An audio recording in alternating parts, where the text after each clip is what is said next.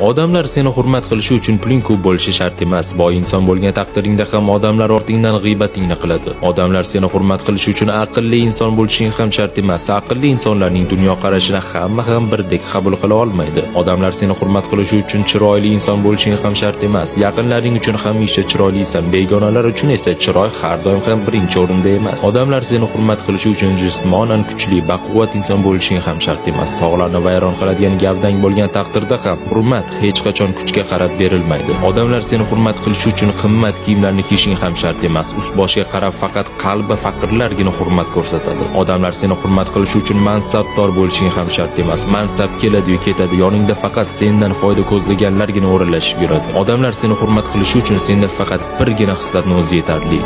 Muomala. Mana gap nimada? Muomala madaniyati. Hamma narsaga eng qulay va yoqimli yechim bu muomaladir. Odamlar seni hurmat qilishi uchun muomalang yuksaklarda bo'lishi kerak. Muomalang shu qadar kuchli bo'lishi kerakki, hatto dushmanlaring senga yomonlikdan ko'ra do'stlikni jazm qilish kerak. Muomalang shu qadar yuksak bo'lishi kerakki, hatto podshohlar senga ta'zim qilish kerak. Muomalangni yo'qotma, eng asosiysi shu.